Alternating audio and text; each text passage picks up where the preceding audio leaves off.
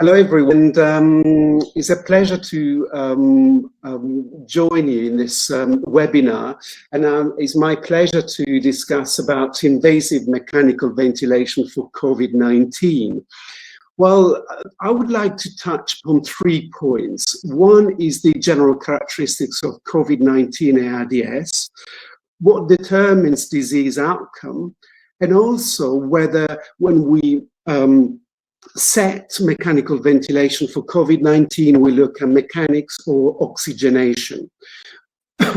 So first of all, it's useful to start with a general idea of ARDS, which basically shows that as the disease gets from moderate to severe, the amount of pulmonary edema and therefore the non-aerated lung tissue increases.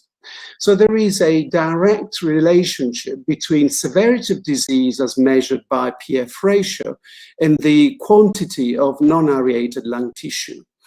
In COVID-19, things are slightly different because the COVID virus essentially causes an alteration on the angiotensin metabolism with vascular inflammation.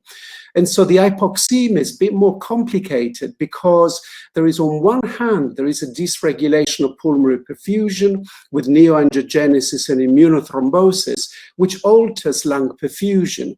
And on the other hand, there is a pulmonary edema or consolidation, which is more typical of a ARDS-like characteristics. So just to say that in COVID-19, the endothelial injury is quite severe. The thrombosis is about 9 times greater than what found in H1N1 ARDS. And there are also new vessel growth, which is almost 3 times greater than conventional ARDS. And that reflects the fact that, as you can see from this slide, there are 2 studies that show that the preserved lung compliance is more prevalent in COVID-19 despite the same severity of lung disease. And actually, when we look at the matching between respiratory system compliance on your right-hand side and PF ratio, you can see that patients with COVID ARDS for the same lung compliance have got much worse PF ratio. And the other way around, you can see that when we match patients for the same PF ratio, patients with COVID-19 ARDS have got much greater respiratory system compliance, indicating that the lung volumes are preserved or relatively preserved in this group of patients.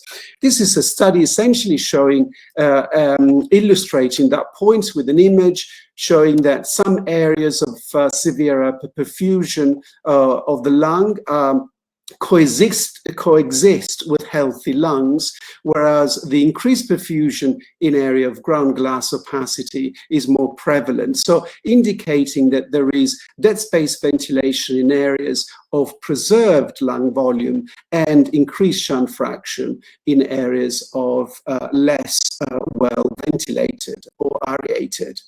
And so that is just to say that there is an uncoupling between shunt fraction and non-aerated lung tissue. You can see the difference between venous admixture and non-aerated tissue fraction in ARDS, which is on the left side and the right-hand side, whereas in COVID ARDS, that relationship does not hold true. So what are the implications for treatment? So first of all, let's look at the tidal volume. We've seen that lung volume is much greater in COVID ARDS. You can see those bars in orange or purple or red, whichever color comes across on your screen, whereas in ARDS, conventional ARDS from other etiology, that lung volume is less from going from the sternum to the vertebra. And this is important because if we think setting the tidal volume based on ideal body weight, So for example, in this example would be 6 mils per kilo on a 70 kilogram person. You can see that if a patient has got preserved lung volume, we treat it with small lung tidal volume, that patient might undergo hypoventilation, then atelectasis, and it will be more difficult to ventilate. But at the same time, it's also true that if we give the same tidal volume ventilation for patients with very low compliance, the same tidal volume will give excessive strain of the lung tissue. And this is also not something new.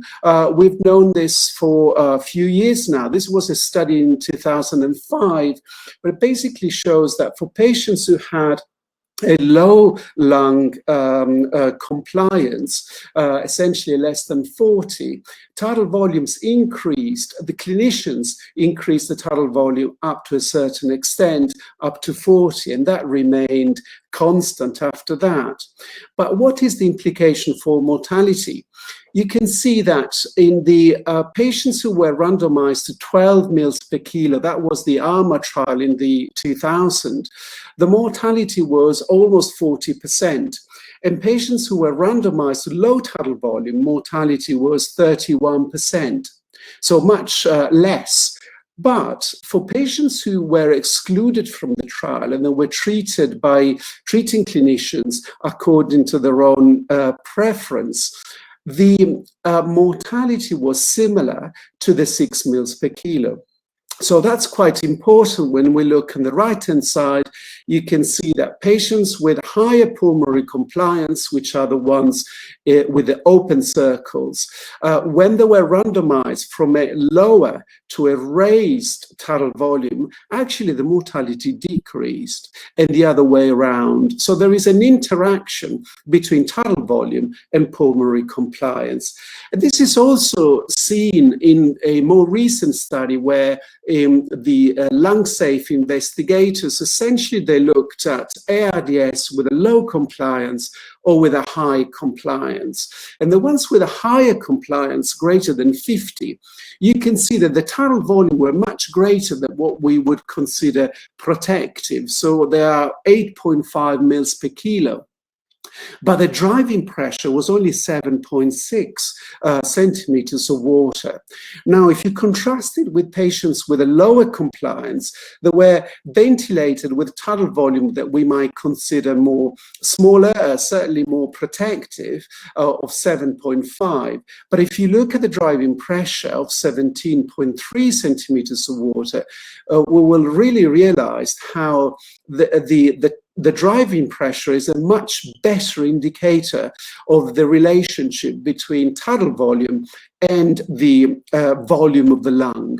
So having a driving pressure that is high indicates the tidal volume, no matter how low they are, they're certainly in excess of what is required for that particular tidal volume, lung volume, apologies. And that is what Marcello Amato in 2015 in the New England Journal basically showed using mediation analysis, where regardless of the tidal volume above and below the median, or plateau pressure above or below the median, the only thing that made the difference in terms of outcome was the driving pressure. Greater the driving pressure, greater the mortality. And this has been also replicated this year by Ewan Gallagher and colleagues in the Blue Journal, basically showing that for patients who were randomized this higher tidal volume or lower tidal volume, you can see the higher in blue line and the lower in red line. Actually, being randomized to higher and lower made very little difference if the elastance was low, i.e. the compliance was high. Whereas that became more important if the elastance was high. So then you can see the driving pressures start to separate and make a huge driving pressure for patients who received higher tidal volume. So this is important, and again is confirmed once again with a very recent study that was only last month in the Blue Journal, showing that only driving pressure, you can see on your left-hand side, and respiratory rate in the middle panel, were related to a standardized mortality ratio, whereas total volume was not when everything was accounted for. So the other important implication for treatment is about PEEP. And you can see that when we think about recruitment, we can think recruitment based in terms of CT scan or versus lung mechanics. And you can see why sometimes lung mechanics is less good at predicting recruitment, because in this example, for example, on your left-hand side, you can see a CT scan done a low PEEP, and on the right-hand side, you can see a CT scan performed at higher PEEP. And what you can see that some of the areas are regained aeration, you can say they are recruited, whereas some others, actually, they are overstressed and they are stretched. So the combination of the two, one area gains compliance, the other one loses compliance. So the extent of the recruitment might not be appreciable when we look at just a global lung mechanics. And so that's why it's important to do a recruitment test. And this is a ratio that has been proposed very recently, has been used quite a lot at the bedside, which is the recruitment inflation ratio, which is essentially the ratio between the compliance of the recruited lung, which is basically what I showed you earlier in yellow, and the compliance of the baby lung, which is, I call this stressed volume, which is the one in blue in the CT scan and the more ventral areas. And what you can see is that in COVID-19, there are the recruitability is highly variable. So about 2/3 of the patients in this study have been shown to be recruitable because the recruitment inflation ratio was about 0.5, whereas 1/3 or thereabouts were poorly recruitable. You can see that. What is interesting at the bottom is that patients with a poorly recruitable lung had a longer delay between symptoms and ICU to intubation.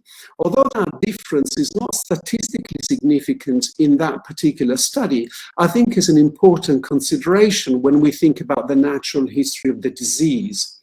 Now, one other interesting study is basically shows that you can see on your left-hand side at the top, when we increase the PEEP from low to high, you can see that in COVID-19, almost all the patients, apart from one, had an increase in PF ratio. But what you can see is that the ventilatory ratio on your right-hand side, indicating dead space, goes up in quite a few patients. Almost half of the patients had a deterioration in dead space, had a deterioration in lung compliance, and had a deterioration in driving pressure. So clearly a response in terms of oxygenation alone might not indicate whether or not a patient might benefit from higher PEEP. And this isn't just to indicate, if you look at the right top corner, you can see that there is no real relationship between change in lung compliance and the recruitment to inflation ratio. In other words, a change in lung compliance does not predict very well recruitability. So at this point, we have got two options. Once we need to look at potential for lung recruitment and recruitability, and then make a decision. If the recruitability is low, then increasing PEEP might not be ideal. That might increase the dynamic strain, might increase volutrauma. So therefore, maybe a low PEEP 5 to 8 and prone positioning might be ideal. Whereas in patients with a higher potential for lung recruitment, perhaps a higher PEEP titration plus prone position might be indicated. So that consideration is important. Now, why do we say that about PEEP? Now, this is an example when you look at PEEP. PEEP applied to the lung will create a volume, a static volume, which we call PEEP volume. Essentially, the delta PEEP multiplied by compliance will give us an idea of PEEP volume. Now, if you look at the severe disease, high PEEP, non-recruitable strategy, The PEEP, what he will do, he will increase the PEEP volume and therefore the stress and strain of the lung without actually changing the functional residual capacity, without increasing recruitability. And this will create an increase in strain. In fact, the PEEP volume goes at the top of the strain equation, in addition to the tidal volume. And you can see that the greater the PEEP volume without recruited lung, the greater will be the strain. And this is shown also in terms of mechanical power. So if we take PEEP into account and the mechanical power, you can see that increasing the PEEP, let's say from 11 to 22, even if the driving pressure goes down, leads to an increase in mechanical power. And that is a problem in terms of inflammation. You can see this is a study where static follow trauma, so i.e. PEEP volume, leads to higher lung inflammation compared to atelecto trauma. The last part of this talk is about the implication for treatment regarding respiratory effort. We are all aware about the potential for lung injury in patients who breathe spontaneously. You can see extensive barotrauma in this CT scan and was being well reported in COVID-19. And so that is why it's important to measure the respiratory drive. We can measure respiratory drive in intubated patients using the P01, and we want a P01 that is less than 4 or 5 centimeters of water.